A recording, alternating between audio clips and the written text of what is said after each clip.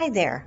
My name is Gail Sigler, and I'm anxious to tell you about a phone call that changed my faith life.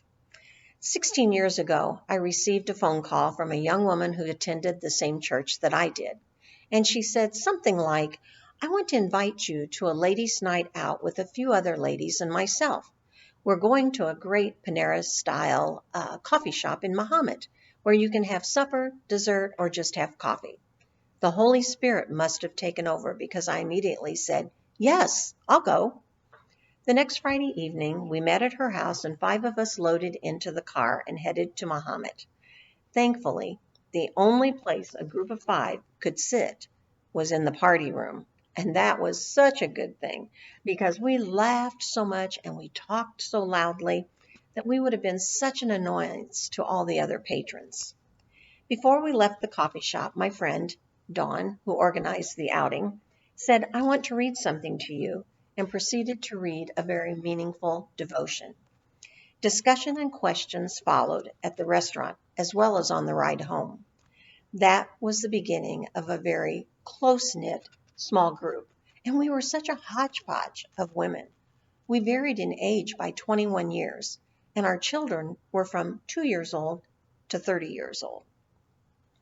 We visited our personal coffee shop on a regular basis until it closed, and then we went to other restaurants, other coffee shops, and even met in each other's homes.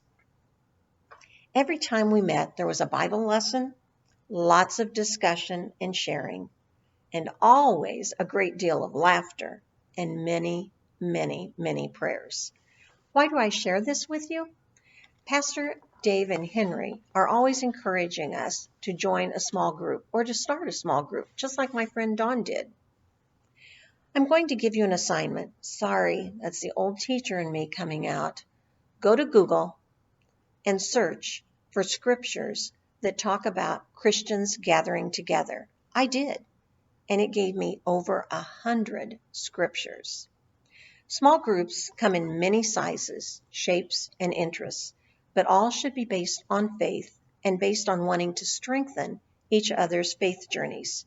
Small groups can consist of a group of Christian mechanics, farmers, business people, quilters, gardeners, mothers, fathers, grandparents, couples. Well, you get the idea. We hear a great deal from Dave Ramsey on how to faithfully manage our finances, but he has the following to say about managing one's faith journey through small groups. He says, with 7.5 billion people in the world, it sure doesn't feel lonely. People are everywhere. Even so, it's easy to get so wrapped up in our own lives that we don't take the time to really get to know others. We might mingle at church or catch up in the break room at work, but that doesn't mean we have authentic community. Here's the deal. God didn't intend for us to live in isolation. He specifically designed us to crave and thrive in relationship with others. We are our best selves when we're experiencing life's highs and lows with others. Community is encouraging, fun, it attracts the Holy Spirit, and fosters love. I'm fortunate because I belong to a Trinity small group for singles and couples that my husband and I host in our home. I attend Bible study fellowship and belong to a small group there. When I attend one of the Bible studies at Trinity, that is a small group as well. I'm kind of a small group junkie, but that is only because of that phone call that changed my life, my faith life. You see, that phone call 16 years ago forged a bond among 5 women, now 6 because we added one, that still exists. We've encouraged, celebrated, cried with, and prayed for each other through the highs and lows of life. That bond even kept us together when in 1 year, one moved to Nebraska, one moved to Arkansas, and Dawn, the organizer of our group, moved to Oklahoma. We now text or Zoom our celebratory events or our prayer requests. Those women are among the first that I think to contact when life happens.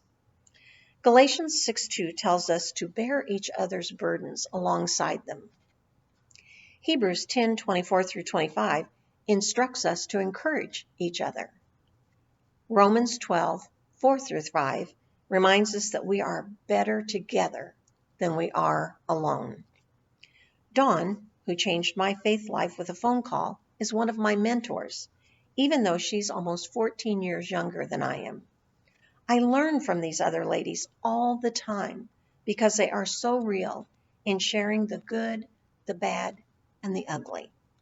Dave Ramsey had another bit about community, small groups, that I want to share because it is so spot on. He said, "Everyone has something to teach and to learn. In fact, community, small groups, creates the ideal environment to be a Barnabas, a friend, to pursue a Paul, a teacher or a mentor, or to train a Timothy, a student. Joining a small group is not like taking the ACT or SAT entrance exams for college. There is a small group for everyone, men, women, teens, couples, and you do not have to have a specific level of Bible knowledge to join one. Look around, ask questions, find a group that suits you to try. But if you don't find one, I urge you to make a phone call. It might change someone else's life. Take care and have a great day."